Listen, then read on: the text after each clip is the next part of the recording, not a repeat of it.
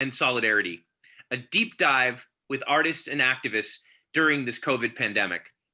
I'm your host, one of your hosts, Joe Ramsey, live streaming, Zooming, and eventually YouTubing with you here from Dorchester, Massachusetts, on the south side of Boston. Here we are in the fall of 2020, this crazy year, and we at Shelter in Solidarity, after 22 weeks of weekly broadcast, have shifted to a twice-month schedule to continue our new radical education project in the academic year, many of us also working as teachers in higher education, as some of you are, I'm sure, as well. Here, our show on September 24th, our 23rd episode of Shelter in Solidarity, is focused on the topic of weaponizing anti-Semitism allegations and the proper response to such allegations. Amid a resurgence of xenophobic nationalism, Islamophobia, anti-Semitism, and racism more generally, how do we, within the movement for social justice, respond and refute reckless charges of anti-Semitism that are broadly being leveled against advocates for Black liberation, immigrant justice, and national self-determination for the Palestinian people? Today, to help us navigate these questions, we are joined by two terrific guests. And we are also joined by our co-producer, Suren Moodliar, who will be playing the role of lead discussant, helping us to delve into the important questions and issues related to this topic. Suren, welcome to the front of the camera one more time on Shelter in Solidarity. Thank you, Joe. I'd like to follow up on your introduction by pointing out that we certainly live in a time of rising xenophobia and racist movements, and these correspond to 4 decades of the state retreating from its promises, tearing away at the social safety nets, even while corporations are rolling back on working class gains and reneging on the promise of opening doors to excluded communities. The forceful destruction of left-wing parties and projects have cleared the field for chauvinistic responses. In recent years, we've seen horrific violence directed at communities of color, Muslims, Jewish communities, and LGBTQ communities. All of this, of course, has seen epic fightbacks, including on the terrain of nationalism itself, where oppressed communities have fought back by embracing identities imposed on them and developing the strands of new emancipatory projects, including through modest instruments like ethnic studies programs, affirmative action, and the opening of once exclusive fields of employment. Crucially, there have also been cross-ethnic, multicultural alliances, and in a sense, especially in California, a sense of third world unity, especially when we recall now the more than 50-year-old Third World Liberation Front strikes of 1968, 1969. Moving forward has meant also the building of an incipient politics of convergence around questions of gender and class, a new universalizing politics based on this multiculturalism. You could call it a calling in culture of alliances and movement building, even before the present multiracial African-American-led uprising. One such opening occurred in California within the educational arena, the ethnic studies model curriculum. In a very different context, in the United Kingdom, the rebuilding of the labor movement after decades of Thatcherism in the Labour Party itself, came about through the leadership of Jeremy Corbyn, who recognized a multicultural working class. And yet both these projects have been derailed by complex issues, including among them salient charges of anti-Semitism.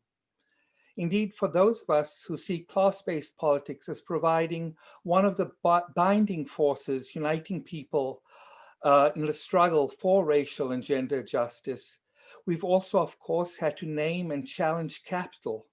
And with it, despite our principled advocacy, it's often equated with anti-Semitic tropes. To better understand the processes at work and the organizations animating these claims, we turn to Lara Kiswani of the Arab Resource and Organizing Center and Lesley Williams of Jewish Voice for Peace. Before delving into these issues, I'd like to ask Lara and Lesley to tell us a little about themselves and their organizations. Later, in the course of the conversation, I'm sure that we'll also learn more about the communities to which they feel accountable and the core issues that they address. Immediately, though, Lara, please tell us about Lara and AROC. Thank you so much for having me as part of the show and also for addressing this really critical issue. Again, my name is Lara Kiswani, and I am the Executive Director of the Arab Resource and Organizing Center. I'm also a faculty member in the College of Ethnic Studies at San Francisco State University. I'm Palestinian, daughter of refugees born and raised in the United States. And at AROC, we fight for liberated and dignified Arab communities from here to our homelands, and we understand our liberation as inextricably linked to the liberation of all oppressed people. So we serve poor and working class Arab and Muslim immigrants and organize our community to build power and to overturn the social systems perpetuating forced migration, racism, exploitation, and US imperialism. Thank you, Lara. Lesley, do you want to tell us a little about yourself and about Jewish Voice for Peace? Thank you so much, Suren. I'm really delighted to be here. So I'm Lesley Williams. I'm in the Chicago area, and I'm on the coordinating committee for Jewish Voice for Peace Chicago. I am both African American and Jewish, and yes, that is an identity that does really exist. And Jewish Voice for Peace is a grassroots organization with 60 chapters across the United States of people, primarily Jewish, who are dedicated to changing US policy around Israel and Palestine to achieve a just and lasting peace, but based on principles of international law. And we're the first major Jewish group to demand that the American military aid be withheld until Israel ends the occupation. And we're also one of the few Jewish groups that supports the boycott, divest, sanctions movement. And we oppose political Zionism because we feel it's counter to the ideals of justice, equality, and freedom for all people that we stand for. Thank you, Lesley. I'd like to turn to California, though, before we look at the state of Israel and its influence, I guess, going in both directions on US politics and vice versa. But I'd like to turn to California, which I think in national consciousness has been shaped by the flames that we've seen recently. But going before that to an earlier period, the ADL has been a significant player in California politics. It's also had significant run-ins with communities of color, especially around in the 1990s, the spying on anti-apartheid, and in this case, referring to apartheid in South Africa. And so the ADL has a mixed relationship with communities of color, at least in California. In recent years, though, there's been a kind of social democratic revival in California, almost harkening back to the 1950s kind of class compact that existed, except now a very multicultural one. One of the tools that seemed to emerge to propel this force, in some ways prefiguring what the United States could look like, was the development of an ethnic studies model curriculum. Lara, that's something that you have a lot of experience dealing with. Can you introduce that to us? Yeah, and just to say thank you for also contextualizing ADL's long history of surveillance of anti-racist organizations. AROC's predecessor, we come out of the Arab American Anti-Discrimination Committee. So we were ADC San Francisco before we evolved into AROC, and ADCSF was one of the organizations that was infiltrated by ADL, which was part of the scandal that was exposed in 1993 that you referenced. So we have a long history with dealing both with Zionist repression and in particular with the ADL and the Jewish Community Relations Council, which in the Bay Area and in California work hand in hand, especially as it relates to silencing pro-Palestinian activism and solidarity. So with the ethnic studies model curriculum, as you mentioned, this comes from a long history of third world solidarity, really building on the work that ethnic studies practitioners and communities of color have laid the groundwork for to advocate for ethnic studies, not only in the higher ed, but to be able to bring it into K through 12 schools. So in 2016, there was an Assembly Bill 2016 that passed, which essentially mandated the state of California after years of advocacy. Again, we always have to remember these policies don't come out of nowhere. It comes from really grassroots organizing and movement building. So after years of advocacy and organizing by ethnic studies practitioners and communities, they passed this bill, which sanctioned the state to come up with a model curriculum, which is now the ethnic studies model curriculum for California.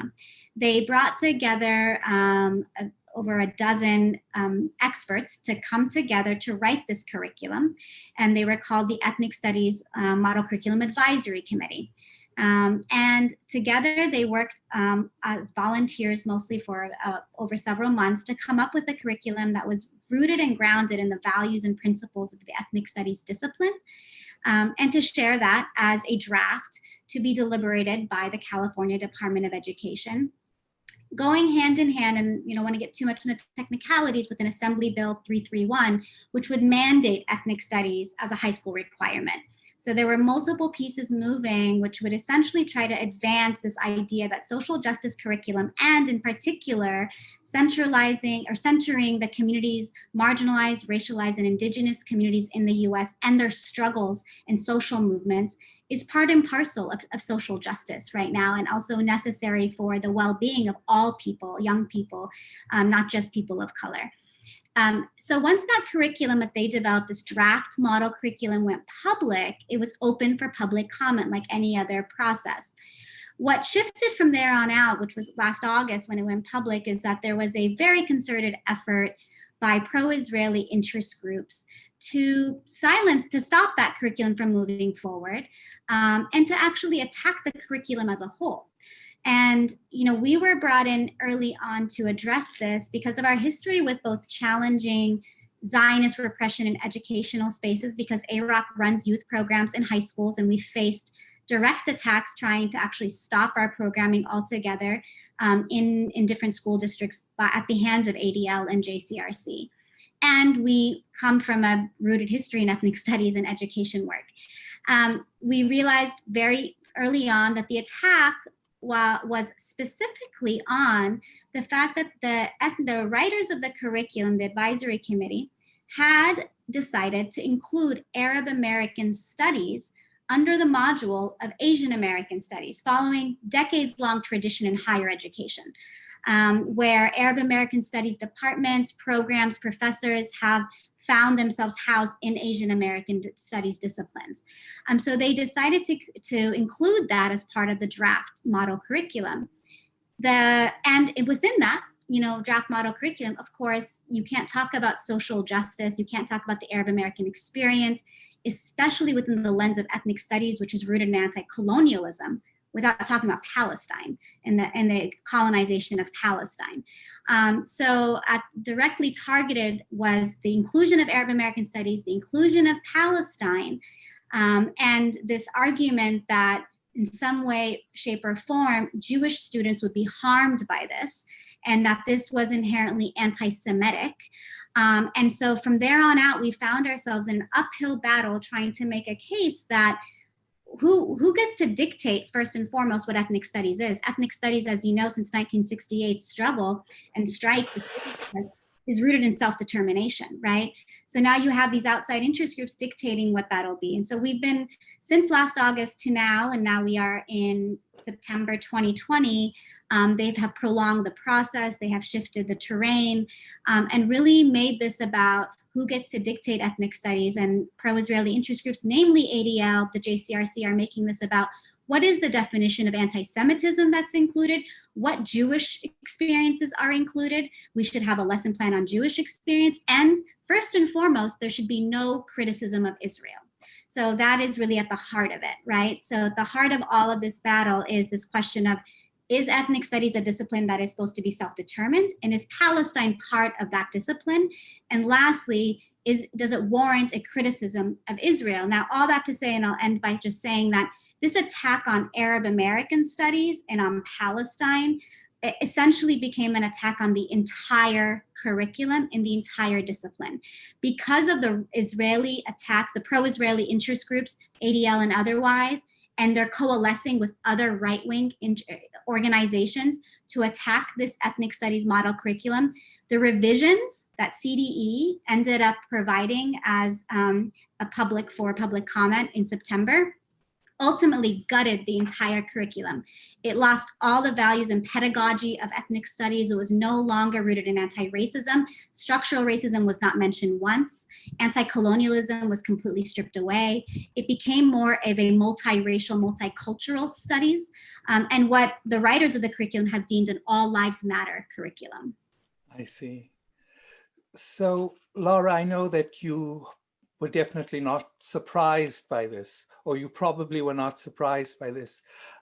Lesley, should Lara have been surprised by this response, or is it typical of the kinds of things that have happened elsewhere? She should not have been surprised, because this has been the ADL's playbook for many, many years.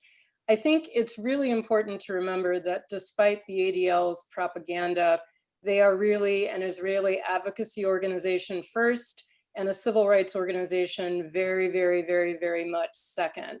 And if those values are in conflict, whenever there's a case where they feel that defending Israel is at risk, their supposed commitment to civil rights is going to go completely out the window. So, you mentioned this happening in California, but it's happened in a lot of places other than California. So, for example, in New Orleans in 2017, there was a city council ordinance that was going to create a human rights screening for the city business.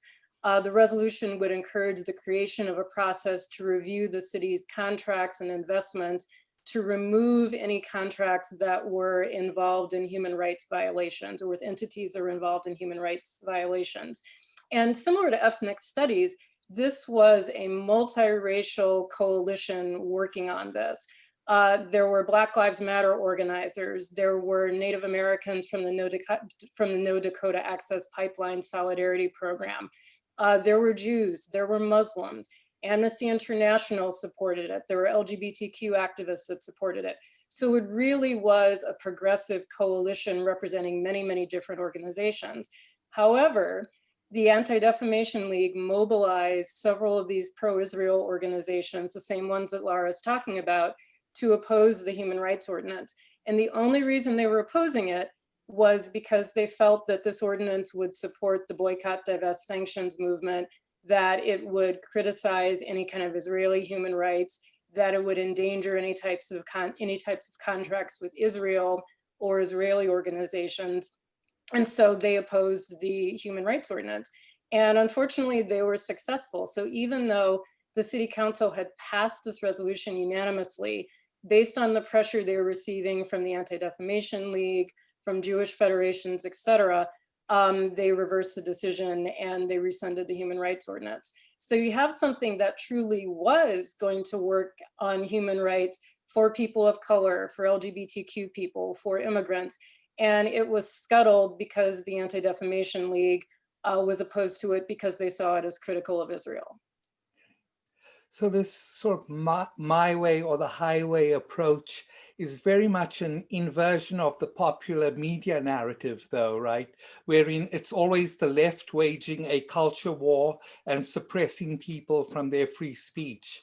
They're not that we are policing the speech of others, and yet we see these very concrete examples here of how the right and the Zionist forces are able to police our speech. I want to shift the conversation a little, though. Oftentimes, these things are parceled off as the culture wars, something that's affecting a group of intellectuals. It plays out in newspapers and journals, or even on television, but it doesn't affect real-world communities.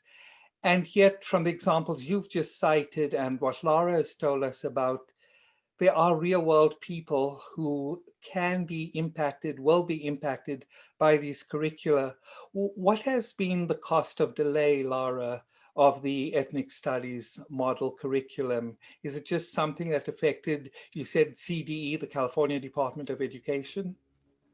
Well, as always, education affects the young people the most in the families at the receiving end of it. And just coincidentally, our youth program, the Arab Youth Organizing, came out with a study called Turath, Teaching, Understanding, Representation of Arabs Throughout History, in May of this year, after a couple years of surveying the community, doing listening circles with young people and surveying young Arab Americans in high schools around their representation in high schools. And one of the recommendations they came up with was last fall around having more Arab American studies, having an inclusion of ethnic studies in the schools. And similarly, years back, our youth program came up with a similar report, with one of the recommendations being having Arabic language offered as a second language in schools. And we organized to make that possible.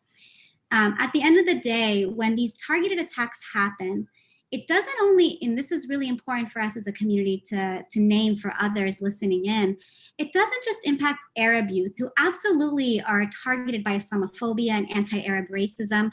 We can list, the statistics around how little information, and I'll link the Turath report for you all in the chat, around how much little information young people received in high schools about Arab American stories and culture and history, about the hate violence they faced in schools, the discrimination and racism they faced from teachers, right? All of that is real. But when these kinds of attacks happen, it doesn't just impact Arab Americans and Muslims and young Arab immigrants, it also impacts all young people, right? So at the end of the day, the attack on this ethnic studies model curriculum, which should have been implemented by now, is now that we are waiting in 2020 under this Trump administration, dealing with this racialized pandemic, ongoing rebellions because of policing and violence, and a heightened consciousness across the United States and the world of anti-Black racism in this country, we are now stalling an ethnic studies curriculum. We are stalling the ability for teachers to be equipped to actually address questions that they're all coming to terms with in their classrooms, in the world, on Zoom, around how am I going to address these questions that our young people are seeing every day in the world. And they're not equipped to do this because the practitioners and experts who developed this curriculum that was rooted in a practice and a discipline that has its history in challenging those systems of oppression, that actually addressing and undoing the wrath of that oppression, is now being stalled because pro-Israeli interest groups are concerned that criticism of Israel will hurt a colonial project. It makes you wonder, what year are we in, right? And at the end of the day, so now we have a stalled ethnic studies curriculum, and to make it worse, a stalled bill, which now was supposed to happen within the next few years, AB 331, to make ethnic studies mandatory in high schools. The Jewish Caucus, ADL, the Jewish Federations, and pro-Israeli interest groups have succeeded in changing that bill to not be implemented until 2029. I mean, just to have to fathom like the influence they have, but it's not just about, oh, they're controlling things and influencing other people. There's shared interests here, right? We have shared interests between white supremacists and Zionists. We have shared interests between the United States and Israel. And this is how it plays on a really local level. And absolutely, the direct impact are the young people. Just like when ADL and JCRC succeeded in stalling AROC programming throughout San Francisco Unified School District for 3 years because they put us under investigation for anti-Semitism. The only organization providing Arab youth programming in the entire district was told, we are going to stall your programming for 3 years under a Trump administration because we were alleged to have been anti-Semitic because we were teaching our Palestinian students and Arab students to be proud of their identity, right? This is the impact it has on the ground, but also I always want to remind our folks, it's not just about Arabs, right? We are part of a fabric of communities that are at the receiving end of oppression and exploitation. And ethnic studies as a discipline and undoing that racism and oppression is really to benefit everybody. And who actually ends up paying the price are our young people, our working class people, our poor people, are all those who end up having to face and deal with this as a lived reality on a daily basis. Lara, you know, our host, Joe Ramsey, has a huge amount of experience on a campus with an urban mission to address just these kinds of questions. And I know that he has a question and a comment to put to both you and Lesley, and more generally to the rest of us. Joe, do you want to join us? Yes, thank you, Suren. And I do want to mention that for everyone who's on this call live, we will be opening up usually about 45 minutes to an hour into the show. We welcome your questions and comments. If you'd like to indicate what your question is, or just that you have one in the chat box, the live chat box, we will monitor that and be sure to bring you into the conversation once we get to that point. But at the moment, I wanted to, based particularly responding to Laura's comments. First off, I just want to say that the work, the ethnic studies, the curriculum reform work that you seem to be involved in sounds very inspiring. I know at UMass Boston, there are some who in the wake of the recent summer of protest and rage in the face of police murders of Black people across this country, there's been calls for, making Africana studies courses mandatory, right? I mean, there's been, this is at least a kind of discussion that's in the air, and it's really exciting to hear about similar efforts at the K-12 level as well as higher ed. My comment is that, I've just this week, the first couple weeks of classes, I've been introducing a couple of my students to the work of Howard Zinn. In one of the I teach a course on the history of Boston. I actually use some of Suren's own co-edited book in that course. And I was really struck just earlier today at how few students had even been introduced to basic history of Columbus and his treatment of the AROC, right? I mean, I guess after the recent movements and the tearing down of monuments, I had kind of lulled myself into thinking, wow, probably students are getting this more than they were a few years ago in high school. But I was actually quite, confirmed, or a little bit astonished, but then reconfirmed that in fact, students are coming out of high schools a lot of time without any kind of detailed understanding of what colonization actually entailed, beyond just, some very vague passive voice sentences about people disappearing or, and so forth, things being done. And so I just find your work very inspiring. I feel like it's still very much necessary. And I guess my question is a little narrower. I mean, it seems to me that, is there a way in which the Zionist lobbies and those who are attacking these progressive curriculum reforms are in fact kind of trying to appropriate a left or at least a liberal rhetoric?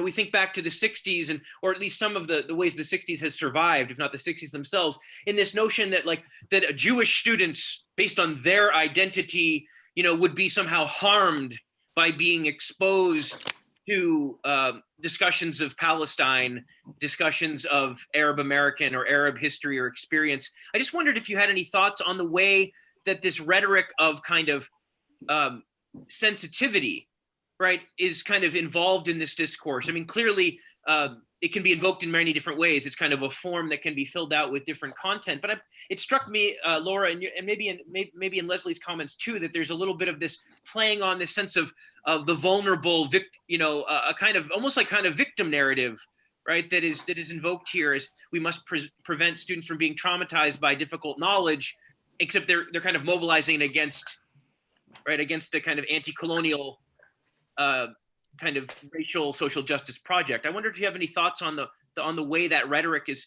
that a prominent kind of trope in the way that these reactions, these reactionary campaigns are unfolding, or is that just one of many strategies on their part? So I would say that one thing that I've noticed over and over again, particularly on college campuses, is that the Anti-Defamation League or other pro-Israel groups will say that Jewish students are afraid. Jewish students are being made to feel unsafe. And what they generally mean by that, first of all, they don't really mean Jewish students, they mean very actively pro-Israel students. But what they mean by that is that somebody has challenged them, that there's been an Israeli Apartheid Week program, that Students for Justice in Palestine have been standing up and going to their events and saying, look, you're not talking about colonialism, you're not talking about the thousands of people who lost their homes during the Nakba to create the state of Israel. And so being exposed to this different attitude is what they consider to be frightening. So for example, here in Chicago at Loyola, Jewish students claim that Palestinian students were making the campus an unsafe environment because a Palestinian student had a Palestinian flag displayed in his dorm room window. And because of that, the Palestinian student was disciplined for making this an unsafe environment for Jewish students. So yes, I think there definitely is a narrative that being exposed to Palestinians at all, being exposed to the existence of Palestinians is somehow threatening. And unfortunately, we see that at the high school level as well. So here in the high schools around my area, north of Chicago, there was a group of students, a Students Organized Against Racism, a multiracial group, African-American students, white students, Latinx students, Muslim students, and they would get together and discuss issues of racism. And they wanted to discuss Israel and Palestine. But some of the students in the school's pro-Israel organization found out about it. They talked to the local Jewish Federation, they talked to the Anti-Defamation League, and the school shut down the discussion. They told these teenagers that they did not have the capacity to discuss Israel and Palestine, and they were actually forbidden from holding a discussion on Israel and Palestine anywhere on the school grounds. And they even talked about doing it as an after-school event where they were not actually at the school, and they were told there could be no high school discussion of Israel-Palestine because they did not have the capacity to do that. So what is that saying? First of all, the lack of knowledge and education about the Middle East and US foreign relations in general is going to be impoverished if you have this attitude that even hearing about Palestine or seeing a Palestinian is going to be threatening. But the other thing is, if you turn any of these definitions around, what if Palestinians said, I'm sorry, but this talk of Israel and any talk about Israel is triggering to me and makes me feel unsafe. Why is it that that is never considered a reasonable response? And yet it's always considered reasonable for pro-Israel students to say, well, just talking about Palestine makes me feel unsafe. Kind of a one-way trigger, I guess. Yeah, thank you. Very, very interesting to hear this. Thanks, Suren, for letting me in there. Oh, no. Yep. I want to pick this up a little bit. There are a number of different directions I'd like to go, but the last point made about people being told that there are certain issues that are just too complex for young people to discuss, it fits in really well with the overall imperial posture of the United States as a power in the global sphere. In other words, that not only shouldn't young people be talking about these complex matters of foreign policy and international relations, but in general, the American public should not be talking about it. And, I guess a famous debate in recent years has been the debate over the so-called Israel lobby and which way we point the arrows. Is Israel merely a projection of US interests in the Middle East, or is the US state having the US dog being wagged by its Israeli tail? That kind of debate. I'm wondering, Lesley, how do you navigate these issues, thinking about the overall situation of Israel in the Middle East and the general power structure within the United States. How are we to think about this, and how are we to sort of demystify, claims of disproportionate Jewish influence versus actual organized Zionism? Yes, well, I think it's good that, as you said, that there's a distinction between quote unquote Jewish influence and Zionist influence, because I think it is very important to make that distinction. I think one of the campaigns the Jewish Voice for Peace, with quite a few other organizations, has worked on for a long time, I think is kind of a response to your question. And that's something we call the Deadly Exchange campaign. And Deadly Exchange looks at the way that the US military-industrial complex and the Israeli military-industrial complex are entwined.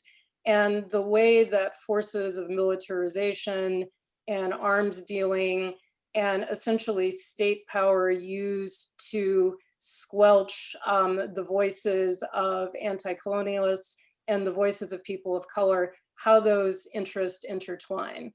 And so, for example, many US police departments and ICE agents receive training from the Israeli military.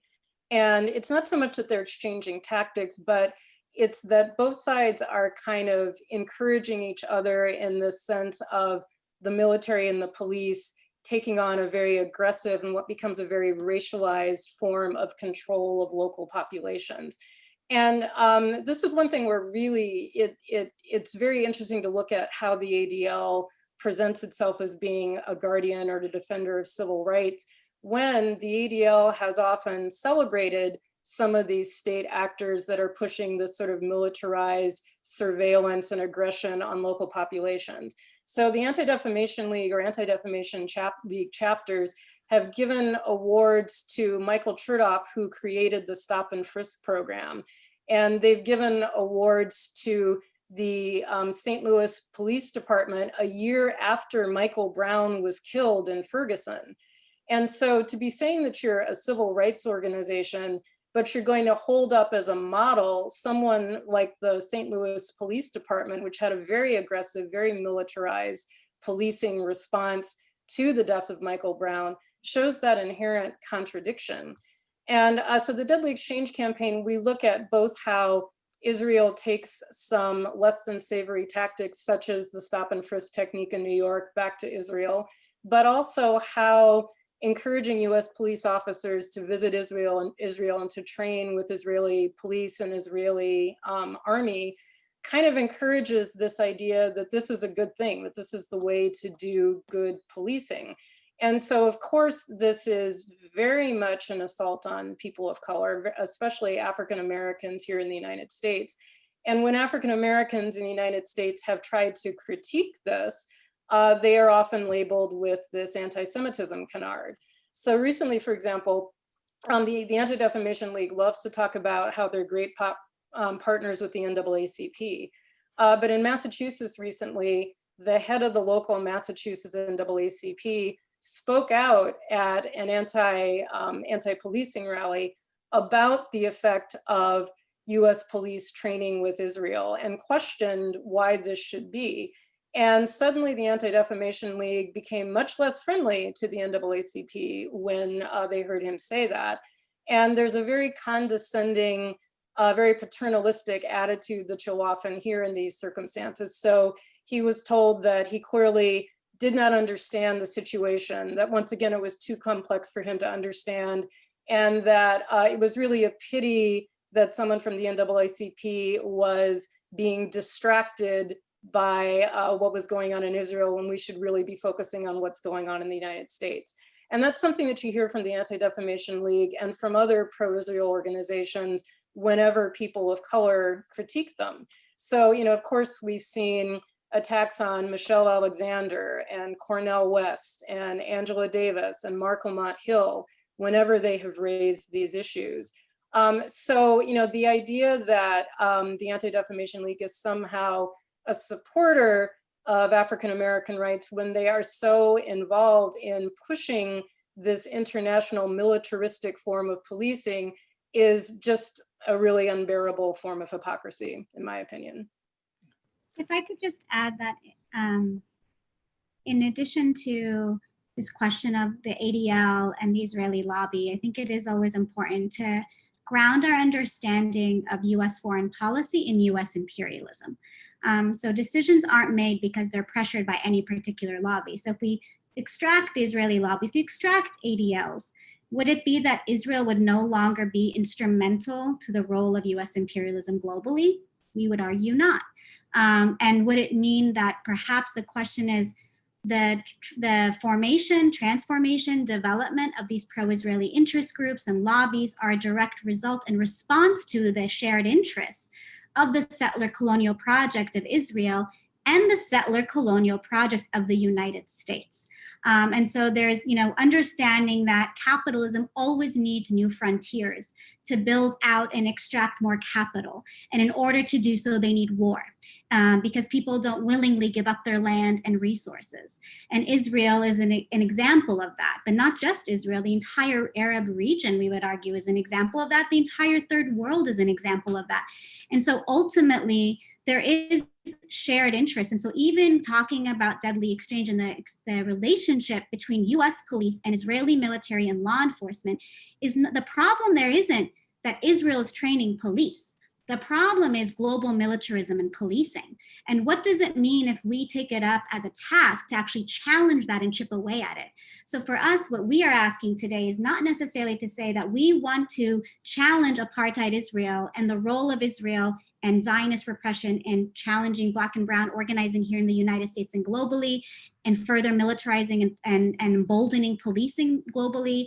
We're not doing that because we think Israel is the problem. We think the entire structure and system of policing and militarism and imperialism is the problem. And if we're able to take on Israel and apartheid Israel, we're doing that in service of all people at the receiving end of imperialism and militarism and policing. So it's both and in terms of our adversaries have shared interests and they're sharing tactics and strategies and resources and all kinds of other things, as we know. And it's on us to do the same, right? So I think that sometimes we get caught up with this question of the Israeli lobby or not the Israeli lobby that totally dismisses the struggle of indigenous people of North America and what they had to endure as a result of settler colonialism here. That history is not gone. That's not past. That's also very present. And so in order to understand that, then we have to see who else is United States partnering with globally. And yes, absolutely, they're going to find partners in other settler colonial projects, and namely the state of Israel. One of the things I'm most grateful for hearing from both you, Lara, and from Lesley's earlier comments is you've given us a methodology and a language for thinking about and talking about this topic, one that gets us away from talking about large social groups, such as the Jewish community or this or that people, and allow us to focus on particular institutions and practices and the entire US imperial state. I'm wondering, and this is one of many different directions we could take before going to involving up friends in the audience. I know Michael Passerini has a story about Newton, Massachusetts that he could share with us. But before doing that, one could argue that we're singling out Israel, but you've debunked that by talking about the entire Middle East, the entire third world. And yet there are some special roles in which Israeli-based institutions do play. For example, the training of police forces, the development of the surveillance state, and the processing of passport documents throughout the world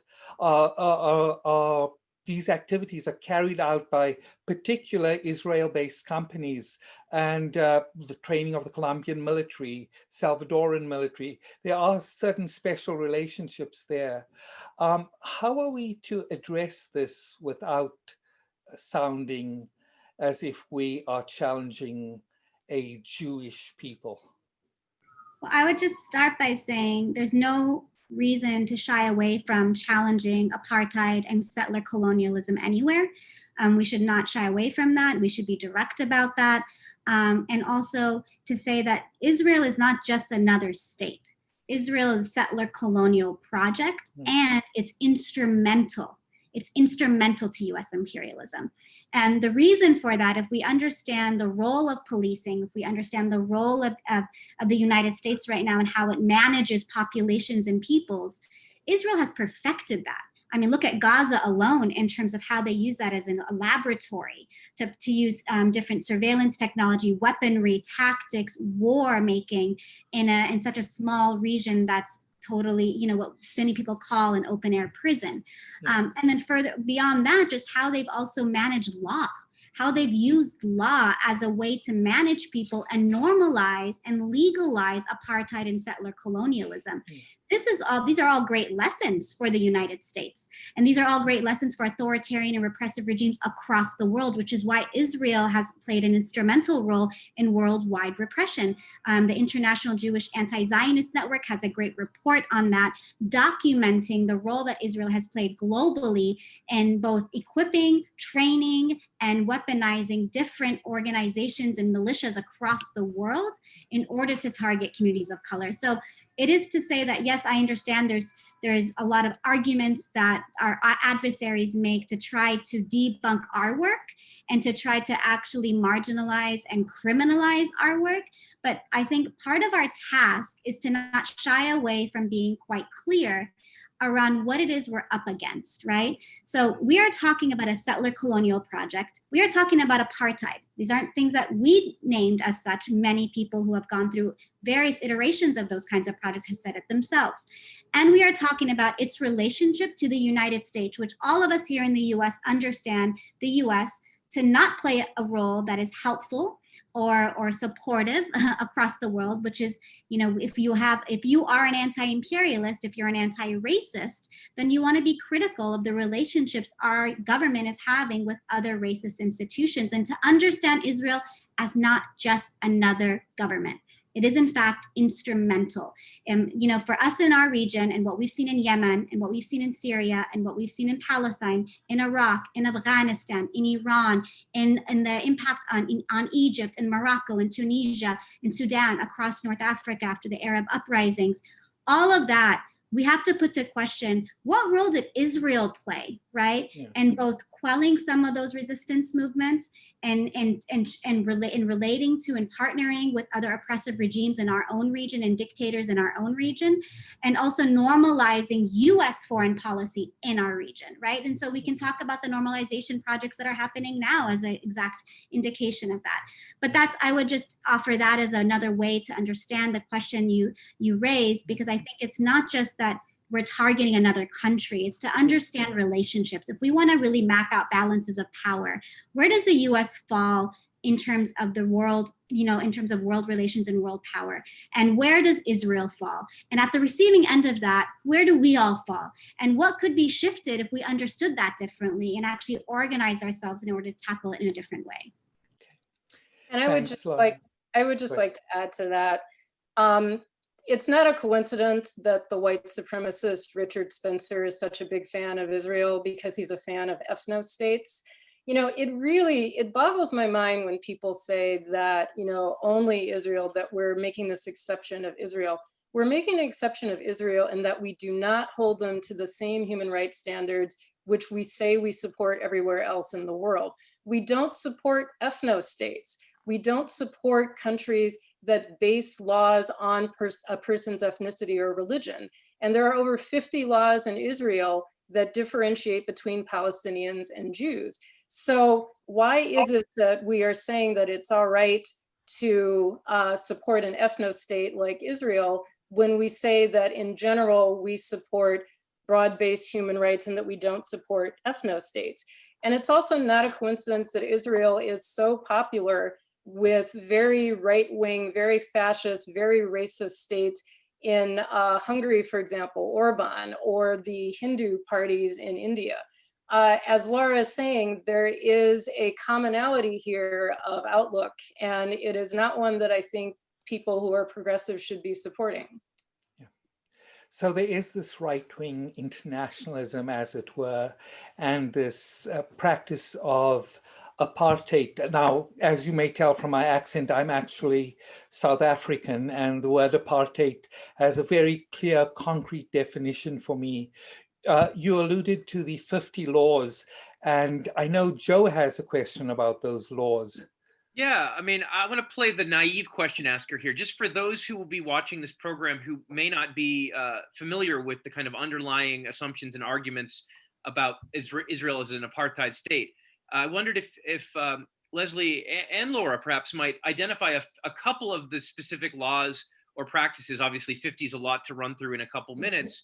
I also just would make one other comment, which is I wonder, it seems like there has been perhaps progress in the Palestinian solidarity movement and maybe on the left in general, in that you can get this far into a conversation among progressives and leftists talking about Israel as an apartheid state without somebody saying, "What are you talking about?" Because I remember being involved in some of this work over a decade ago and feeling like there was a very steep hill to climb. And I feel like it's a tribute to much of the long, work people have done, that some of these basic, assertions or fundamental points are being established more broadly, but still I think they weren't maybe reconcretizing for those who aren't familiar, as we do want to make this an accessible show. So I wondered if you could give us maybe a couple spotlights, Lesley, and maybe Laura would want to add too. Thanks. I mean, the simplest one is not having the right to live wherever you want to live. I mean, that's really the big one. The other one, another campaign that JVP is involved with is the No Way to Treat a Child campaign. And it looks at how Palestinian teenagers and children are handled by the Israeli military. So you can have Palestinian boys as young as 12, in some cases as young as 7, who are arrested and put into Israeli military detention and can be put in Israeli military prisons for 3 months to a year to 2 years. And the rules about what happens when an Israeli child is arrested as opposed to a Palestinian child, Israeli children are not put into military detention for things like throwing stones the way Palestinian children are.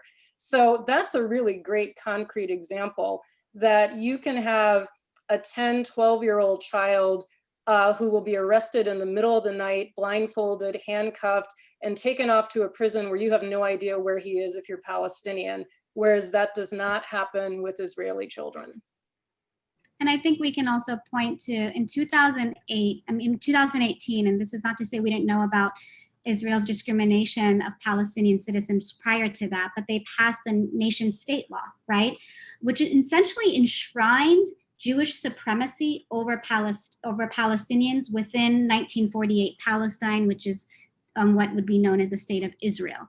What that means is that it actually privileged rights to only Jewish citizens. So it defined Israel as a nation state of the Jewish people. So what does that mean to the over 1 million Palestinians that are living within that state, right? If it's a state only for Jewish people, it basically legalizes any forms of discrimination to the non-Jewish citizens, namely Palestinians who are living within that region, who can't buy homes, cannot build on their homes, cannot access resources like electricity and water.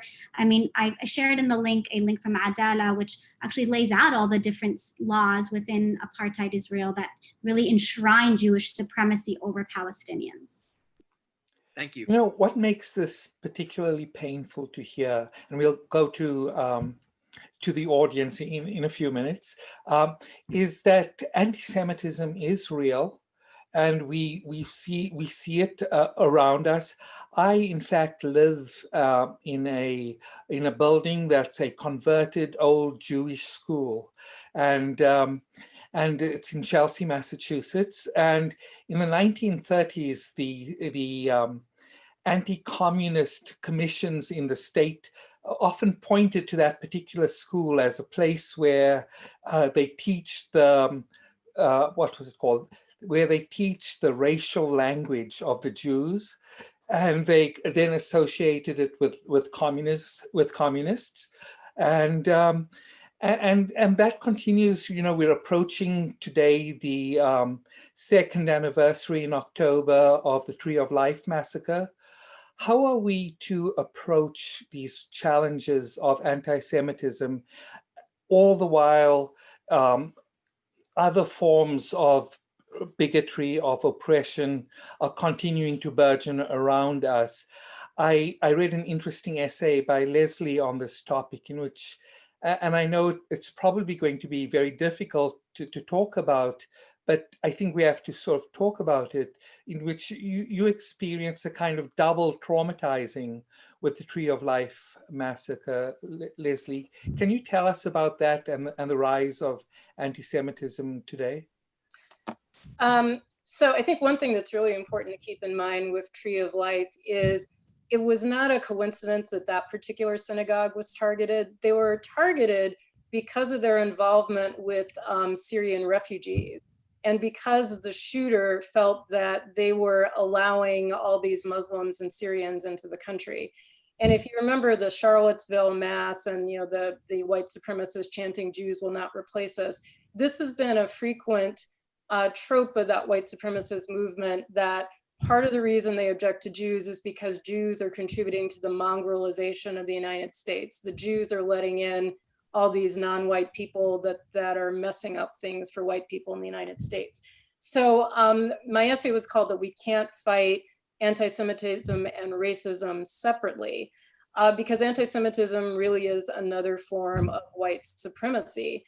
And there is unfortunately an effort, and I think the Anti-Defamation League plays into this as well, of separating them out, of making their this hierarchy that places anti-Semitism at the top and all the other forms of racism are seen as kind of lesser or not as important, when in fact they do really work hand in hand. So I think that's one important thing to keep in mind. And as an African American, one thing that I found really kind of disturbing and frankly hurtful in the largely white Jewish community is that although there is a lot of lip service about concerns for attacks on African Americans, attacks on people of other ethnic groups, it's really clear that within a lot of this mainstream pro-Israel community, anti-Semitism is prioritized. And to the extent that the other part of this that is very strange is that often organizations that are very pro-Israel will actually work with anti-Semites and will ignore actual anti-Semitism if they see the person expressing it as a supporter of Israel. And of course, Trump is the prime example of that. So, Trump has worked with anti-Semites, made anti-Semitic remarks, hired anti-Semites like Steve Bannon. And yet, because he's seen as a supporter of Israel, he largely gets a pass in a lot of the pro-Israel community. And the Anti-Defamation League as well, even though supposedly they're fighting anti-Semitism, when the head of the ADL went to Jerusalem to see the embassy be reopened, he was in company with two very right-wing Christian, very anti-Semitic pastors, one of whom claims that the only real reason that Jews are around is to allow the apocalypse to come, that the ingathering of the Jews to Israel has to happen so that the apocalypse will happen, and who actually said that it wasn't really such a bad thing that Hitler killed so many Jews, because really this was just a way of encouraging this apocalypse to come. So how can you say that your organization is really opposed to anti-Semitism if you actually celebrate anti-Semites as long as you see them as supporting the Israeli project? Yeah, exactly. One of the things that we've mentioned a lot, and I guess we've assumed a lot about our audience, we've mentioned the name of the Anti-Defamation League a lot. And it's not some small organization. Its executive director is paid upwards of $500,000 a year. Its top 10 to 20 officials are all paid above $200,000 a year.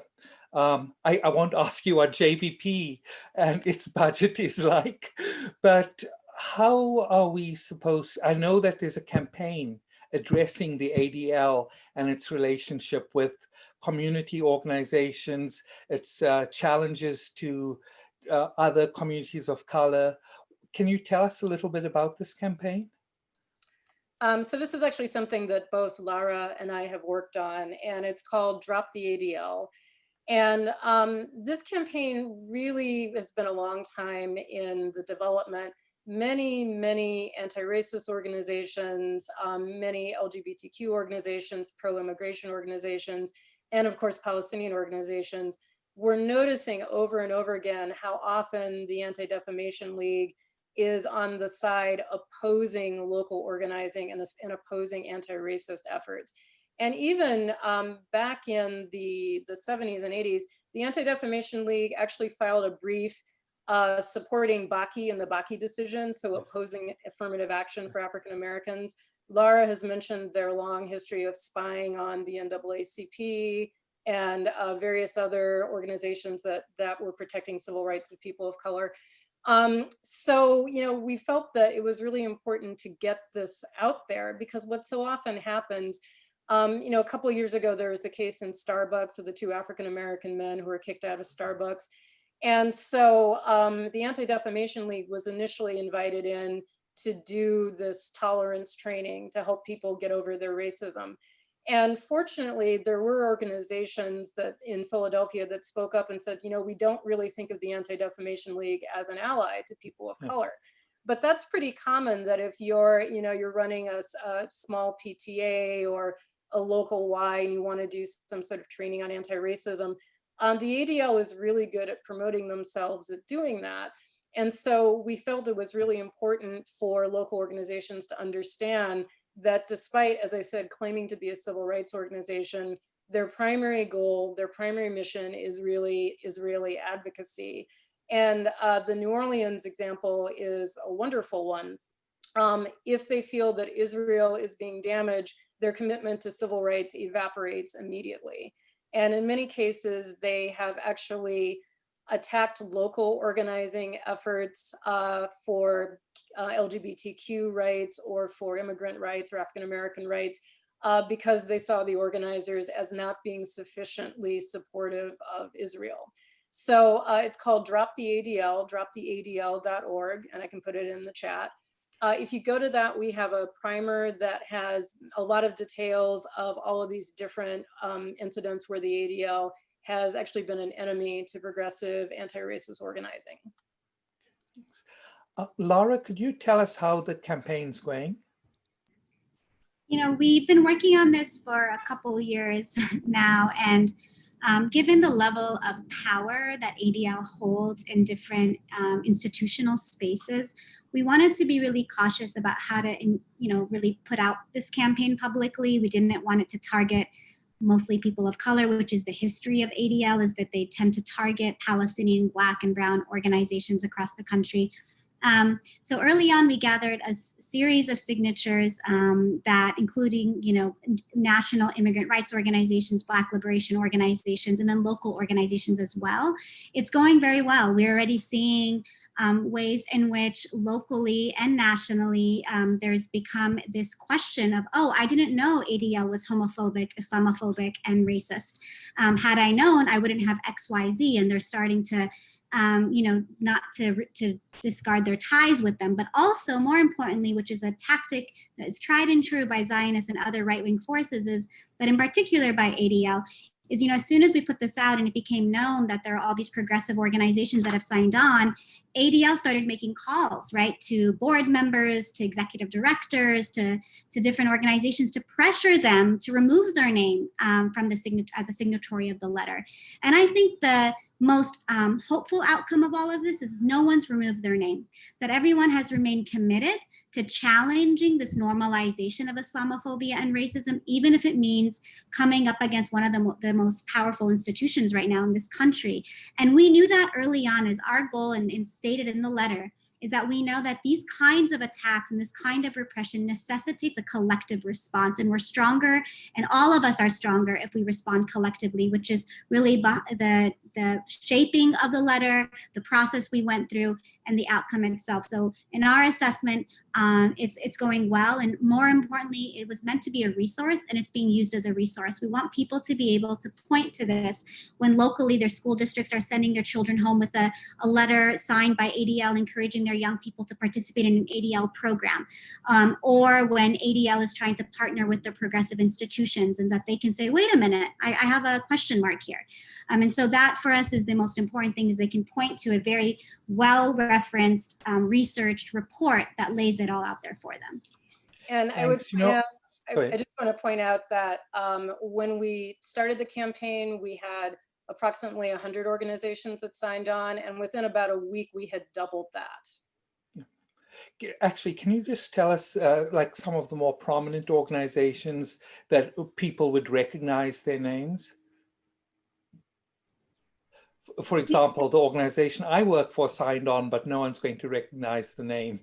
So you can go to droptheadl.org. I think part of it is we also don't want to tokenize organizations and center particular organizations. So you can go to the list and see it for yourselves, hundreds of organizations, and some of them very prominent, some of them very local. And I think rather than highlight particular ones and to make them the target of any more potential repression, we'd rather really hone in on the collective sort of response and support and understanding we have around wanting to challenge this normalization of racism. Thanks for that gentle and necessary correction. So I'd like to turn to the audience. And Joe, do you want to facilitate this conversation? I know that Michael Passerini had some comments in the chat. I'm happy to invite Michael Passerini to offer a question or comment. And I'll just again say to everyone, if you haven't seen my notes in the chat box, I would love for you to indicate that you'd like to speak, and we'll call on you too. But we'll let Michael go first, and then I think Victor Wallace also has a few words that will. But let's take Michael's question, and then we'll come to Victor. Hi. First, I'd just like to say regarding the incident in the Newton school systems 2 years ago, I just refer people to the link I posted in the chat that explains it much better. So my question is specifically for Lesley and for Lara. I'm wondering, because we've been talking about basically, for the most part, the left being attacked by these right-leaning or right-wing or ultra-right-wing Zionists. Basically, it's been sort of right Zionists, conservative Zionists versus us on the left. But I'm wondering about when and if and how both of you have dealt with these accusations of anti-Semitism from other leftists, because that's something that I've observed, you know, in groups like DSA and so forth. And that to me is a real problem that also needs to have some light shone on it. So I'd like to hear your response to that. Thank you.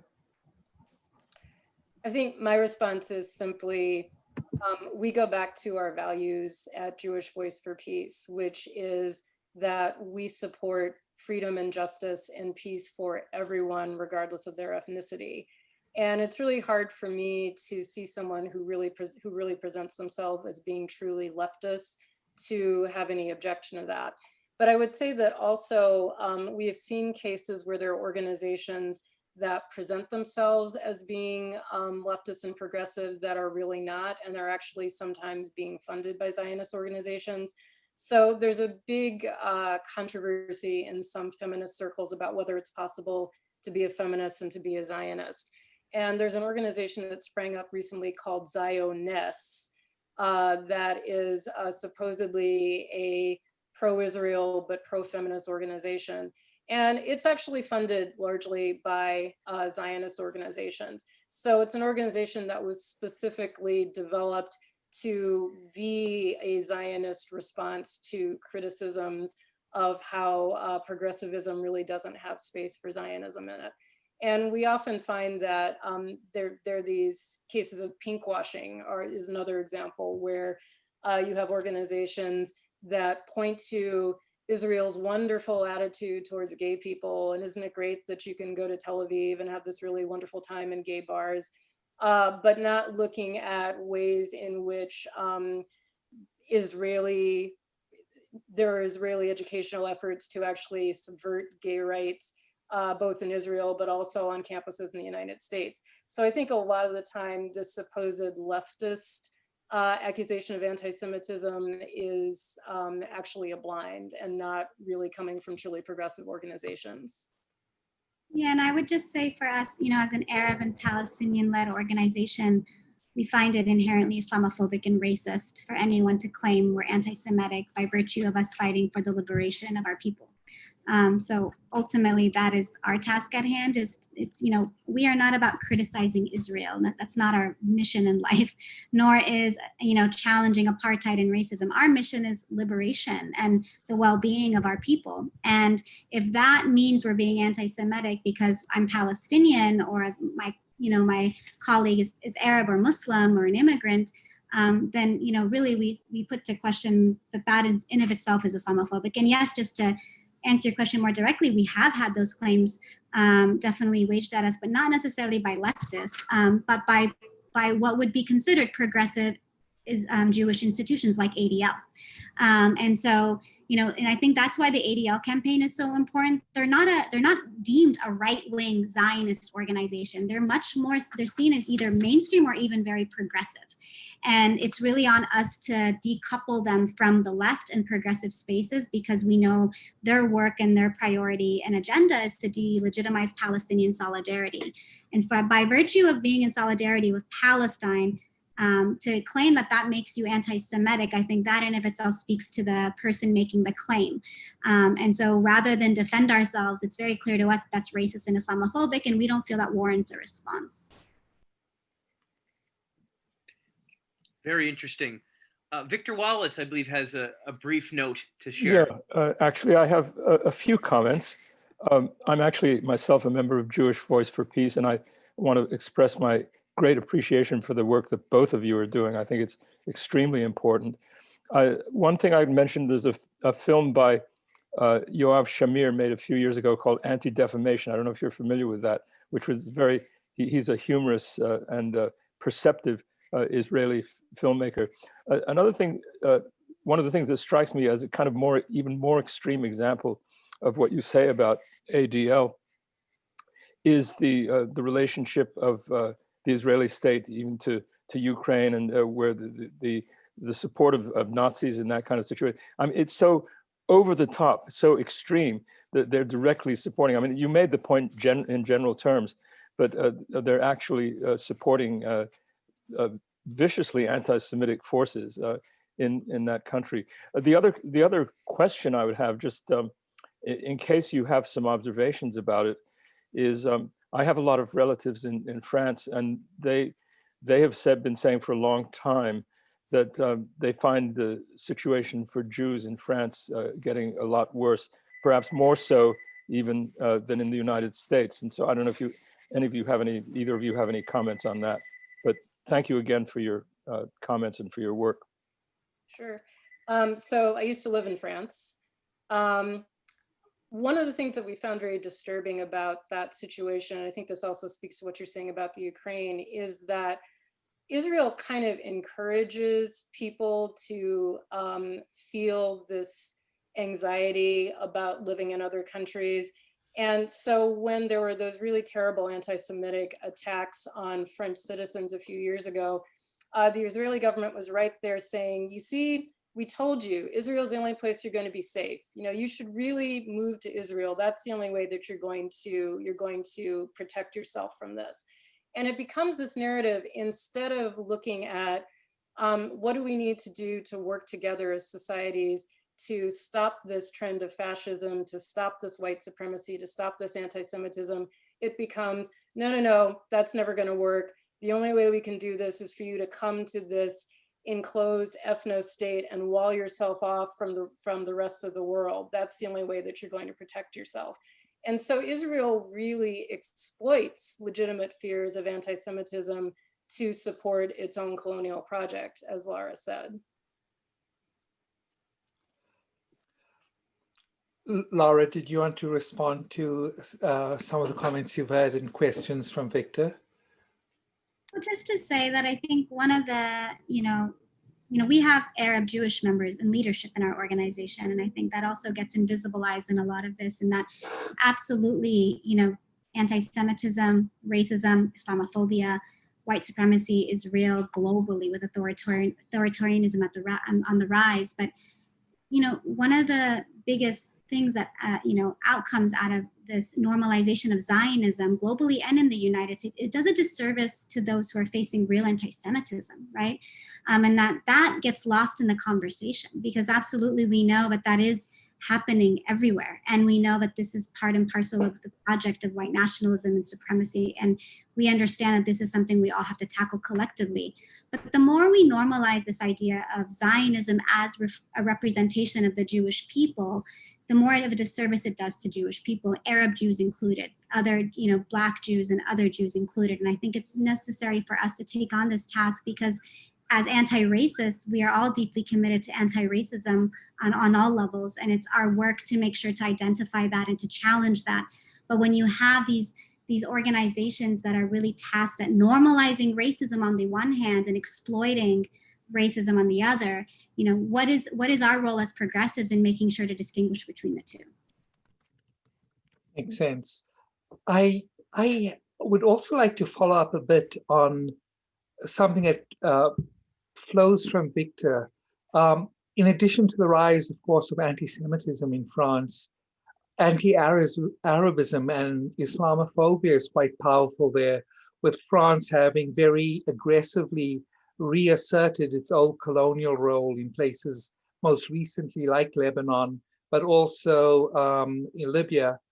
Have members of your community spoken about this to any degree, or is California too far removed from that side of the Atlantic?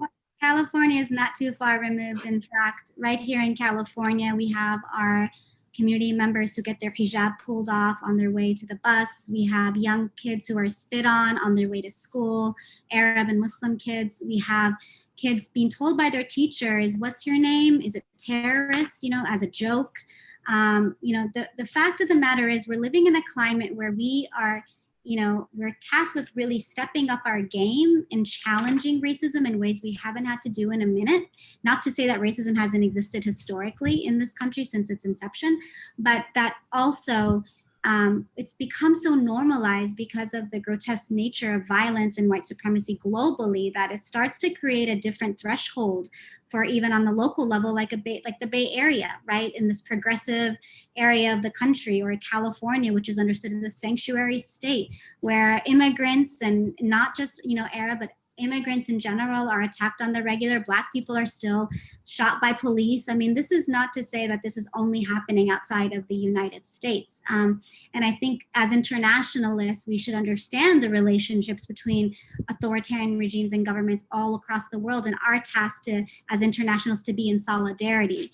But really, when we're here in the United States, very much, it's for us, at least our understanding is our role is to challenge the role of the United States globally in both normalizing this and also in its violence, its direct violence against people of color and oppressed people around the world, and actually equipping governments across the world to do this, right? And so it's, I would say that right now also the fact that we are at a 2020 election year, we have Trump in office, that imagining another 4 years of this and what that would mean, not only for the US, for the world, is also a question we are also, challenged with, and that we have to be ready and prepared for whatever it means in terms of who is elected, but also recognizing that the rise of white supremacy and authoritarianism and fascism as not just a result of the Trump the Trump government, but as the rise in general over the last several years, is something that we have to take up as a task as well. And I think Zionism falls within that. Like, what's possible if we actually understand the connections and relationships between fascism, between white supremacy, between Zionism, between white nationalism, between anti-Semitism and US imperialism. So much would be made possible around our solidarities, but also our strategies and our political commitments, so that we could undo these projects, so that we could actually build a different future. What I find inspiring in listening to you and Lesley, as well as the questions that we've gotten, is that the world seems clearer after talking with you. There's more clarity about the nature of society, the dynamics, and what's at play here. When we look at California, and I lived in California for 14 years, right? I feel it's a profoundly more hopeful place than it was when I lived there in the 1990s. And one of the reasons was this large turnaround that happened in the midst of a right-wing assault with Proposition 187 in the early 1990s, where even Latino political opinion at the beginning of that campaign was 2/3 in favor of an anti-immigrant proposal. And then because of real organizing, it flipped those numbers in the opposite direction, so that 2/3 of the Latinx community voted against Proposition 187. And that seemed to symbolize a larger project, which I would argue is really a social democratic kind of project in California. How do you see increased literacy, increased sophistication about the impact of Zionist politics on the broader social movements? How do you see that impacted by this larger awakening that seems to be happening in California, and may also predict what will happen in the rest of the country?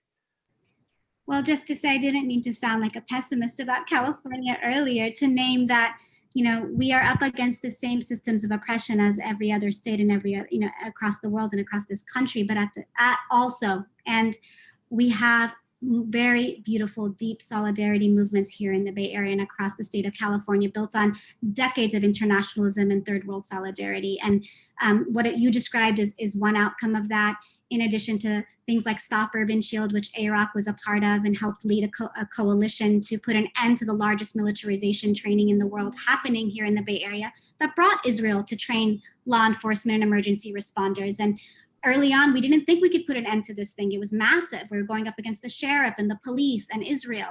But it was because of the solidarity between so many different communities who all understood themselves as connected, have shared fates, but also having shared adversaries. And so we had to collectively understand how to take that up as an organizing task, and we won, right? And I think there are multiple examples of that here in the Bay Area, where there's deep solidarity amongst our communities that is extremely hopeful, and the ethnic studies campaign is another.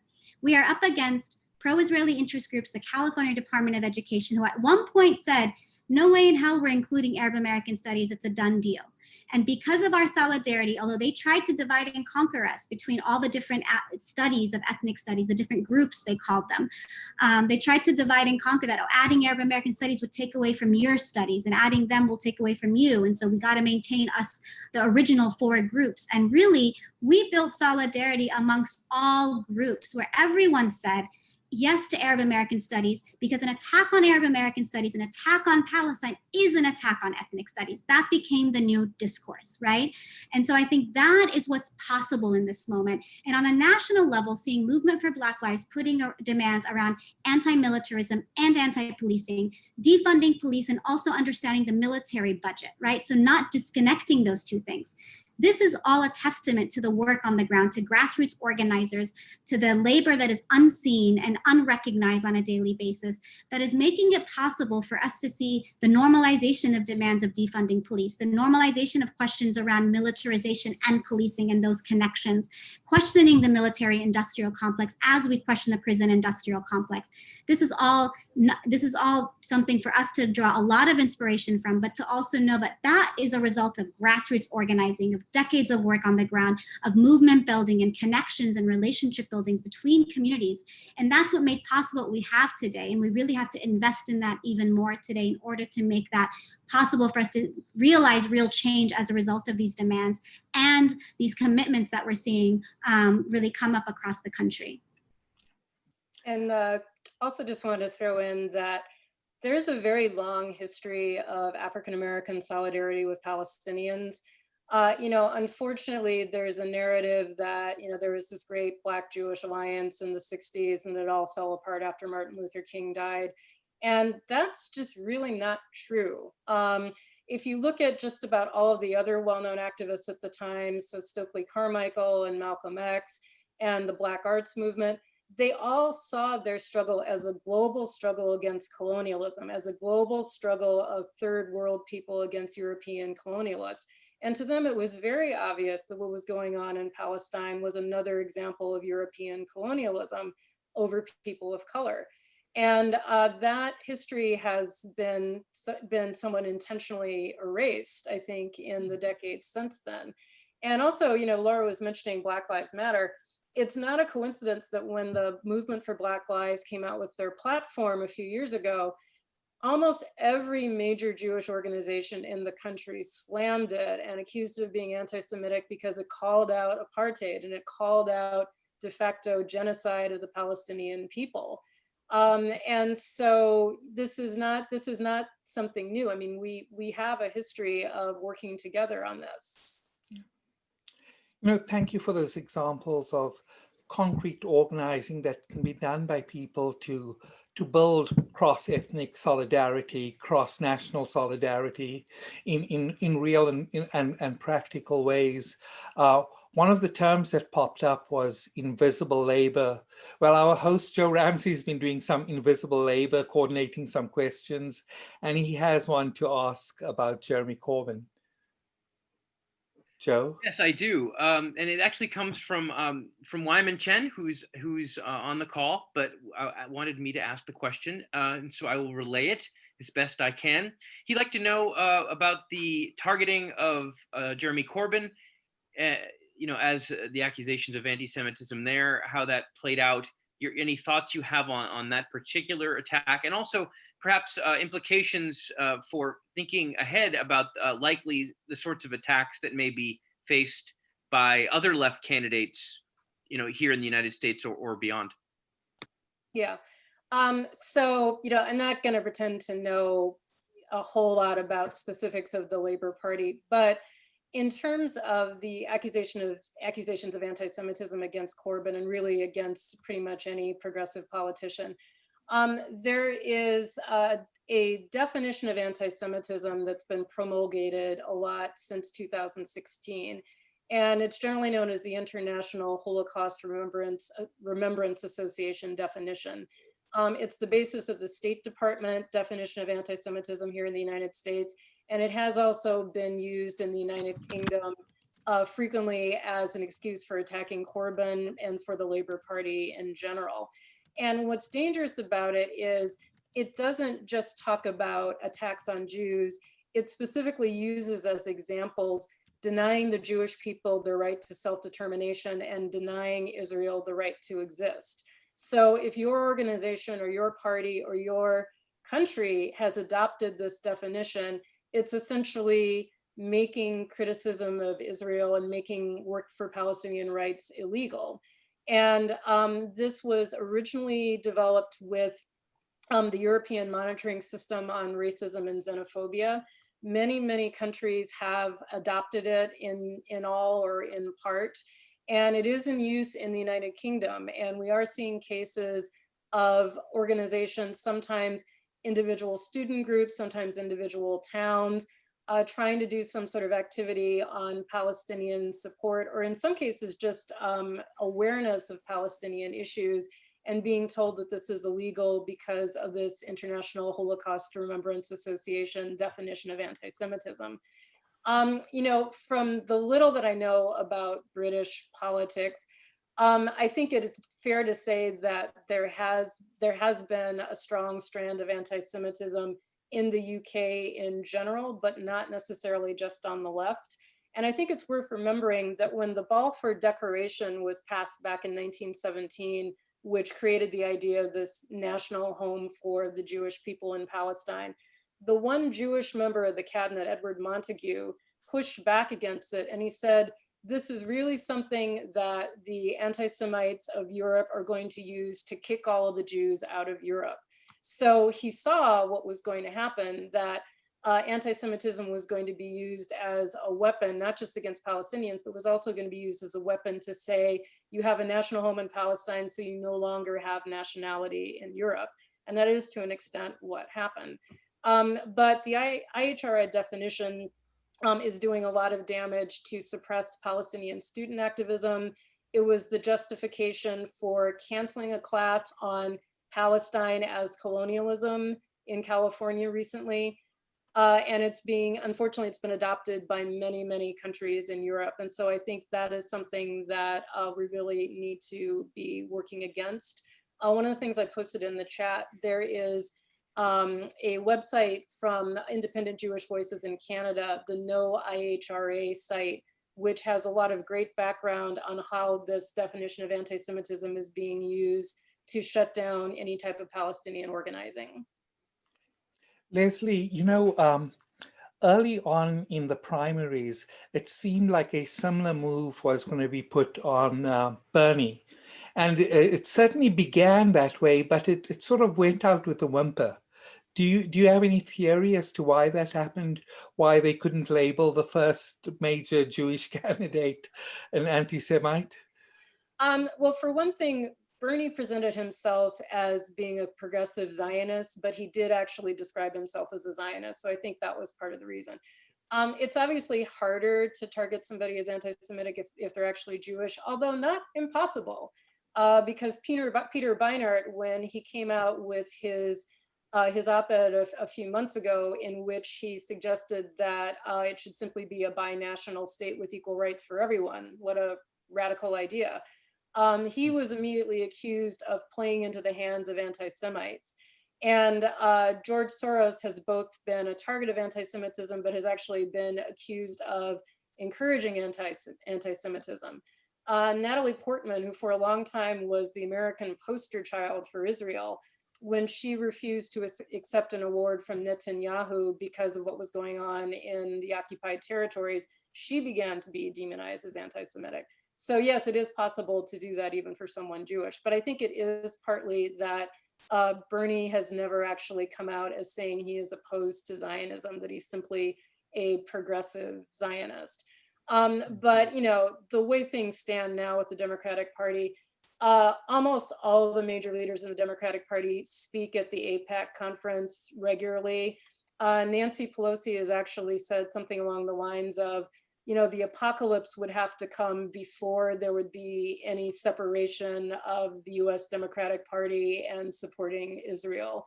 So it's pretty clear there's not going to be any progress coming from that area. And Biden is actually more to the right about supporting Israel than many Republicans, which is another very disturbing development. I shouldn't say development because it's always been that way. So Nancy Pelosi, she's in your neck of the woods, Lara, right? How have you had to deal with Nancy Pelosi's politics? She is in our neck of the woods. We have definitely challenged her in her foreign policy positions, in particular as it relates to Palestine and war. So we have definitely advocated and worked with JVP locally to do some of that advocacy work, in addition to her policies on immigration. So Nancy Pelosi is seen as somebody who has definitely not stood on the right side of history on a number of progressive issues, and for locally in the Bay Area, has been challenged by undocumented organizations and communities, has been challenged by anti-war activists, Palestinians, and by people trying to work against the violence of police. That being said, we know that she's a big player on a national level, and so it is our role to do what we can here in the Bay Area to push her as constituents, and we will continue to do so. Great. I know that Joe is interested in learning a bit more about the elections, and we've sort of gotten onto that track, a bit different from our original topic, but how do you all see, and I know Lesley began the work of pushing us this way, how do you see the elections playing out then, given Biden's pro-Israel stances? And do you see at least an improvement in terms of the domestic environment with respect to issues like Islamophobia? Should Biden be elected, or do we have pretty much the same amount of work to do as if Trump was still in power?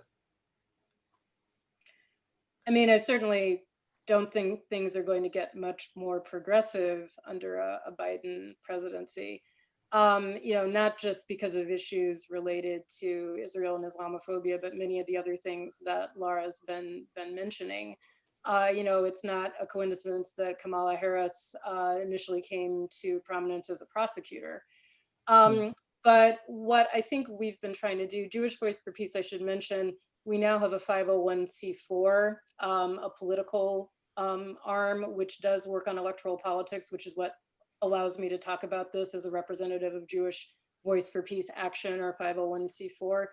And our strategy has been to support people that are already our champions. So we've endorsed Ilhan Omar and the rest of the squad, Rashida Tlaib, Ayanna Pressley, also Mark Pocan and Betty McCollum.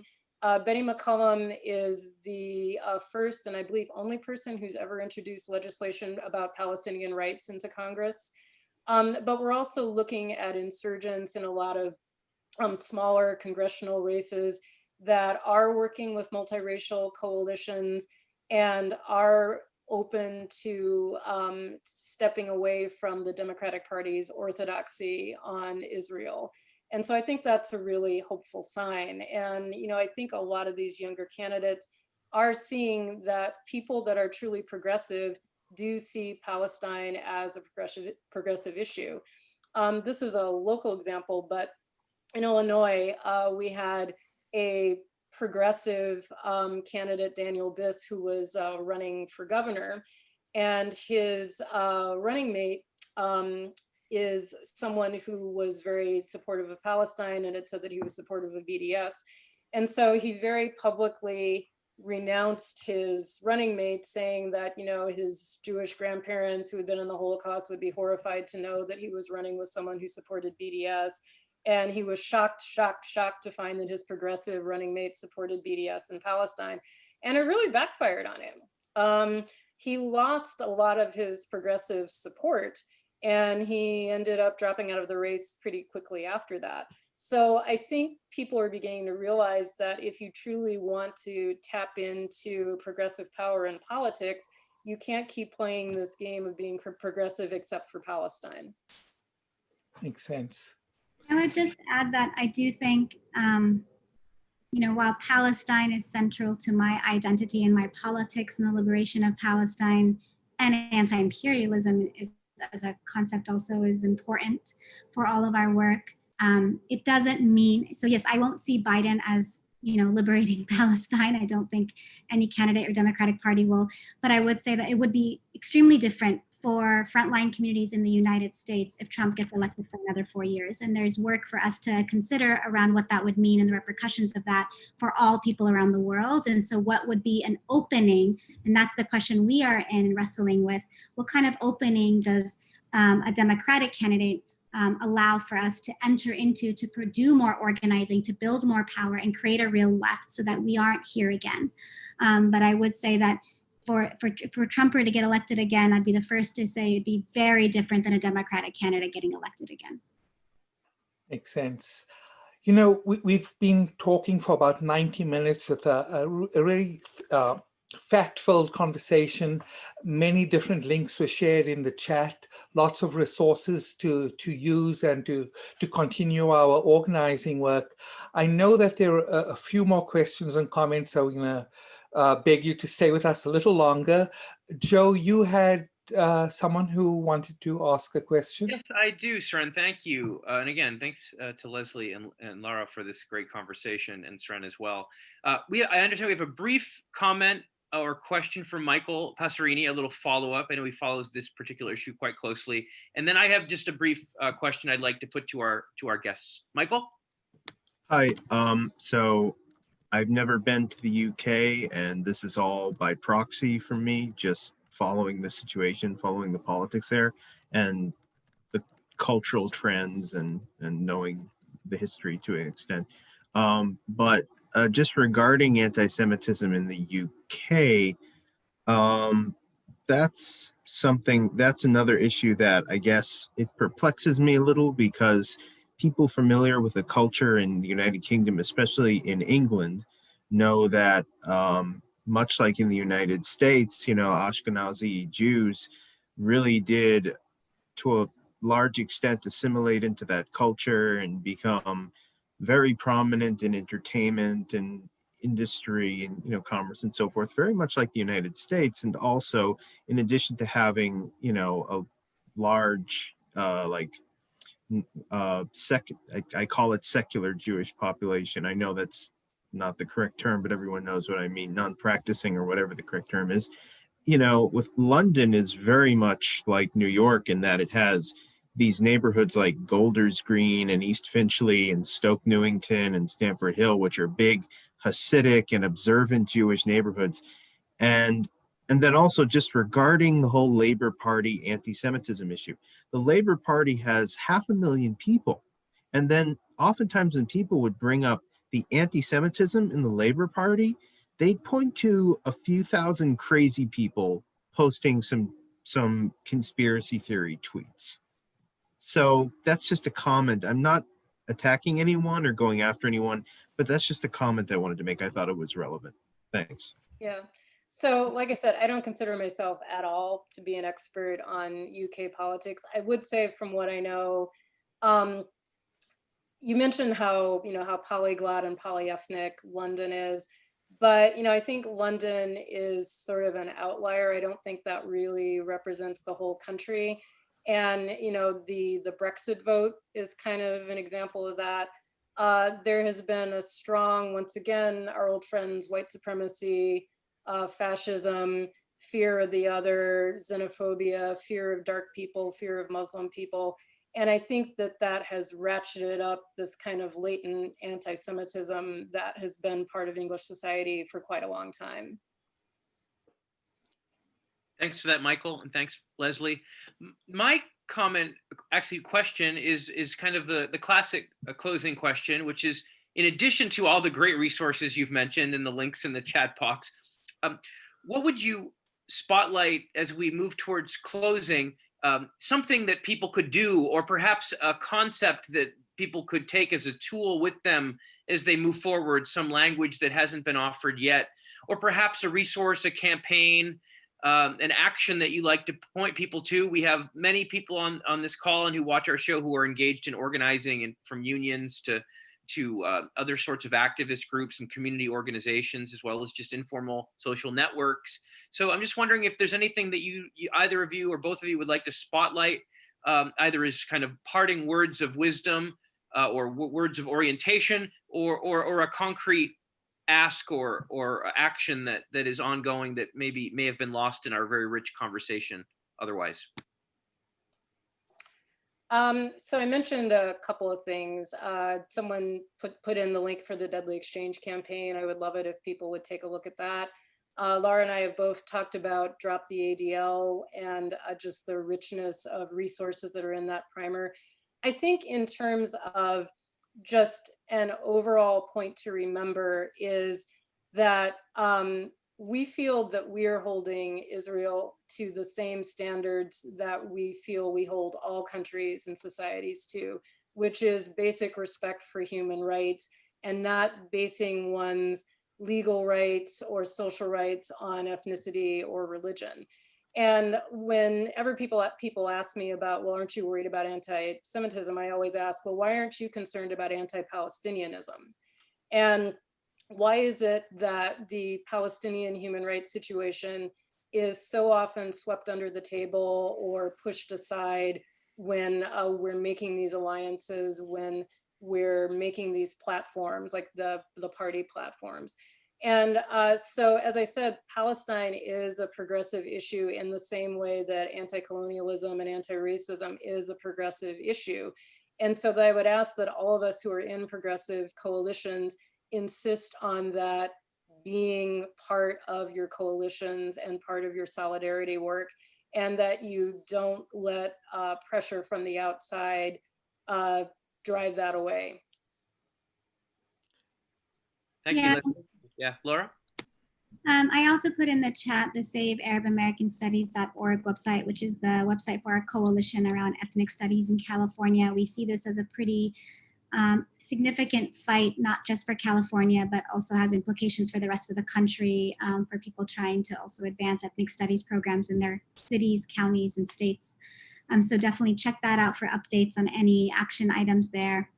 I would just end by saying, for us, the question of Palestine and Palestinian solidarity isn't to add it to your list of things you care about, but to really understand that we are all connected and that when you take on, and we don't need you to take on another activity, we don't need you to join another organization, you also don't have to create a new coalition for Palestine, is that you can integrate the politics of solidarity around Palestine and anti-Zionism in everything you do.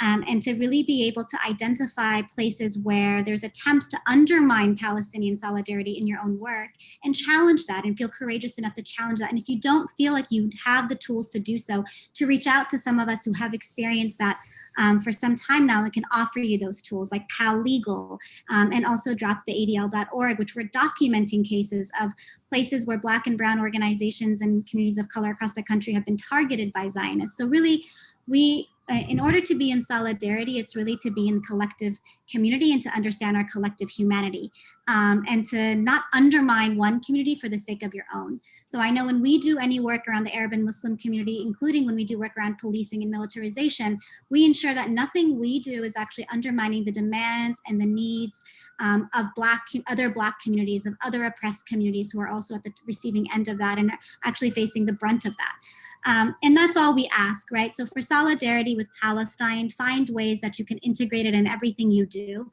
because to understand ourselves as part of an international community who have stakes in this fight collectively to undo racism and imperialism and militarism, because really our lives are at stake for all of us and our young people in the futures. And this year more than ever has proven that for us. Thank you both very much. Suren, closing thoughts? You know, I'll only say that I learned a lot tonight, and look forward to continuing the conversation. There were some topics that we did not get to address that I felt were important, including how the work on the ground relates to actual communities. There were really provocative leads to that, and it would have been great if we could go on for another 90 minutes to explore that. But I'm really grateful. So thank you, Lara. Thank you, Lesley. Joe, do you want to tell people about our upcoming shows? And sure, I'm happy to wrap up. Just echoing Suren's thanks to Lara and to Lesley and to all of you for joining us here on this September evening. Here as Shelter and Solidarity moves into our twice a month mode for the foreseeable. As our next show will be on October 1st, we'll stick with Thursday evenings, 7 p.m. Eastern Standard Time. October 1st we have, and October 15th, we have, I think, two really potentially very powerful shows building on the internationalism and the anti-imperialism that has been showcased today. On October 1st, we have a show on mass murder in the making of our times. We will be commemorating and deep diving into the history of US imperialism, and particularly starting with, but not limited to, Indonesia on the, I believe, 55th anniversary of the anti-communist massacres of 1965 and 1966. We will be joined by John Rusa, the author of Buried Histories, the Anti-Communist Massacres of 1965 to 1960 in Indonesia, a book upon which the acclaimed film, The Act of Killing, was in part based. We will also be privileged to host Vincent Bevins, author of The Jakarta Method, a book about the way in which US imperial hegemony and repression kind of cut its teeth and developed its forms in the Indonesian model, which was rolled out in many other places. We'll also be joined by Sritika Varagar, a journalist and author of a number of works, who has done some work on Indonesia. And we will be, as Suren has led today's discussion, has led hosting it, we will be joined by Joseph Nevins, co-author of A People's Guide to Greater Boston, as well as A Not So Distant Horror, Mass Violence in East Timor.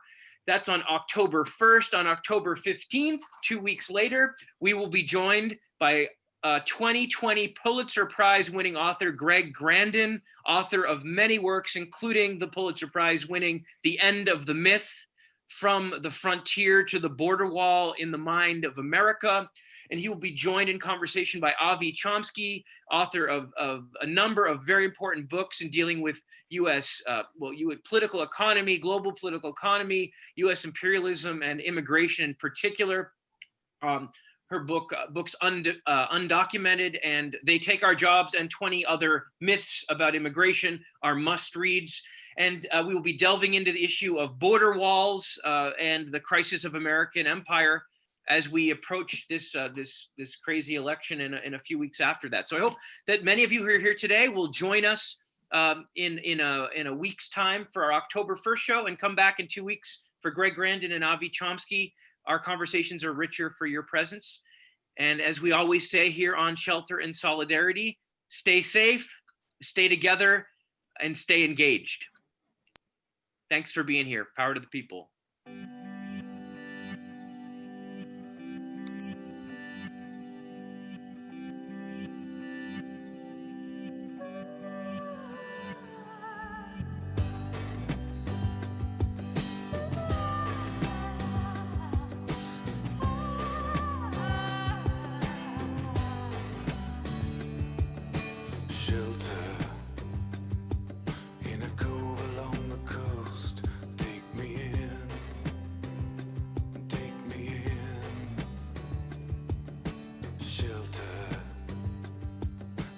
Through me like a